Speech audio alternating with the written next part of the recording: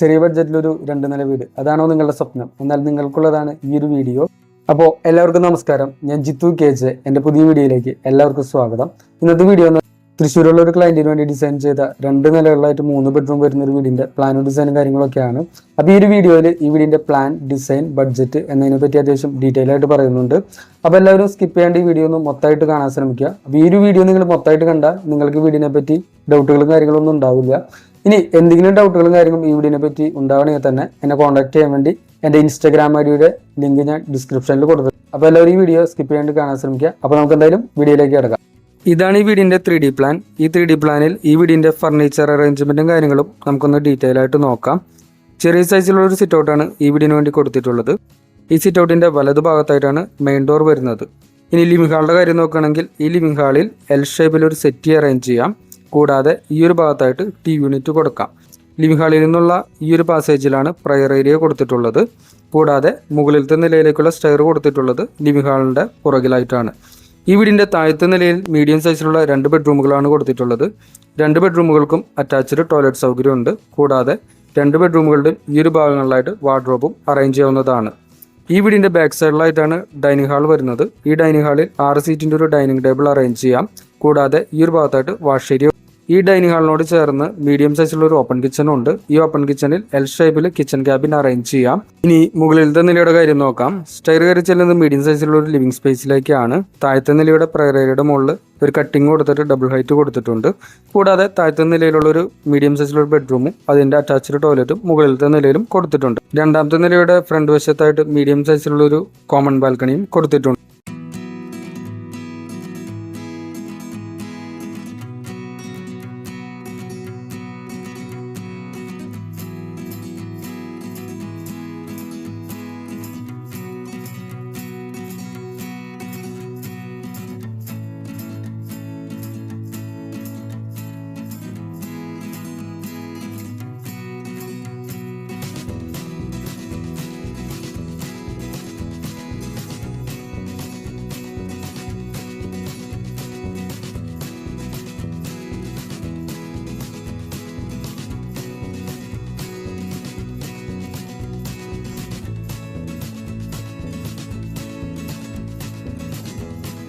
ഇതാണ് ഈ വീടിൻ്റെ പ്ലാൻ. ഈ പ്ലാനിൽ എഴുതിയിട്ടുള്ള അളവുകളൊക്കെ സെൻറ്റിമീറ്ററിലാണ്.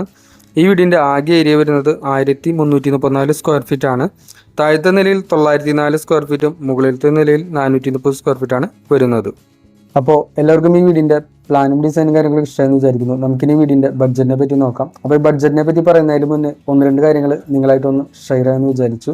അത് വേറെ ഒന്നുമല്ല, ഞാൻ പറയാൻ പോകുന്ന ബഡ്ജറ്റിൽ നിങ്ങൾക്ക് വീട് ഫിനിഷ് ചെയ്യണമെങ്കിൽ ഞാൻ പറയുന്ന ചില കാര്യങ്ങൾ കൂടി നിങ്ങളൊന്ന് ശ്രദ്ധിക്കേണ്ടതായിട്ടുണ്ട്. ആ കാര്യങ്ങളാണ് ഞാനിപ്പോൾ പറയാൻ പോകുന്നത്. അതായത് ഇപ്പോൾ ഈ ഒരു വീടിൻ്റെ ബഡ്ജറ്റ് ഞാൻ കാൽക്കുലേറ്റ് ചെയ്തപ്പോൾ ഇതിൻ്റെ ഫൗണ്ടേഷൻ ഞാൻ ഒരു 2 അടി ഡെപ്തിലാണ് കാൽക്കുലേറ്റ് ചെയ്തത്. കൂടാതെ ഇതിൻ്റെ ബേസ്മെൻറ്റിൻ്റെ ഹൈറ്റ് ഒരു 1.5 അടി, അതായത് ഒരു 45 സെൻറ്റിമീറ്ററാണ് കാൽക്കുലേറ്റ് ചെയ്തിട്ടുള്ളത്. കൂടാതെ ഈ ഒരു ഡിസൈൻ കണ്ടാൽ നിങ്ങൾക്ക് എല്ലാവർക്കും മനസ്സിലായിട്ടുണ്ട്. ഈ വീടിൻ്റെ ഭൂരിഭാഗം സൺഷെയ്ഡും ലിൻഡലും ഒക്കെ ഒരു 7 അടി ഹൈറ്റ്, അതായത് ഒരു 210 സെൻറ്റിമീറ്ററിലാണ് പോകുന്നത്. പിന്നെ മെയിൻ സ്ലാബിൻ്റെ ഹൈറ്റ് ഒരു 10 അടി ഹൈറ്റിലാണ് കൊടുത്തത്, അതായത് ഒരു 300 സെൻറ്റിമീറ്റർ ഹൈറ്റിലാണ് മെയിൻ സ്ലാബ് വരുന്നത്. പിന്നെ ഈ ഒരു വീടിൻ്റെ ബഡ്ജറ്റ് ഞാൻ കാൽക്കുലേറ്റ് ചെയ്തത് സിമൻറ്റ് കട്ട ഉപയോഗിച്ചിട്ട് ഈ ഒരു വീട് പണിയാവുന്ന രീതി വെച്ചിട്ടാണ്. ഇനി വെട്ടുകല്ലോ അല്ലെങ്കിൽ ചൂളക്കട്ടൊക്കെ ഉപയോഗിക്കണമെങ്കിൽ ബഡ്ജറ്റ് ഇനിയും കൂടാനുള്ള ഒരു ചാൻസ് ഉണ്ട്. പിന്നെ ഈ ഒരു ബഡ്ജറ്റിൽ ഞാൻ മരത്തിൻ്റെ കട്ടള ജനലുകളും കാര്യങ്ങളും ഉപയോഗിക്കുന്ന രീതിയിലാണ് ബഡ്ജറ്റ് കാൽക്കുലേറ്റ് ചെയ്തിട്ടുള്ളത്. അപ്പോൾ ഞാൻ പറയുന്ന ഒരു രീതിയിൽ നിങ്ങൾ ഈ ഒരു വീട് പണിയണമെങ്കിൽ നിങ്ങൾക്ക് വാർക്ക വരെ വരുന്ന ഒരു ചിലവെന്ന് വെച്ചാൽ ഒരു 14 ലക്ഷം രൂപയാണ്. അപ്പോൾ ഈ ഒരു 14 ലക്ഷം രൂപയുടെ കൂടെ ഒരു 4 ലക്ഷം രൂപയുടെ കൂട്ടി ഒരു 18 ലക്ഷം രൂപയുടെ ഈ വീടിൻ്റെ തേപ്പ് വരെയുള്ള വർക്കുകൾ നിങ്ങൾക്ക് ഫിനിഷ് ചെയ്യാം.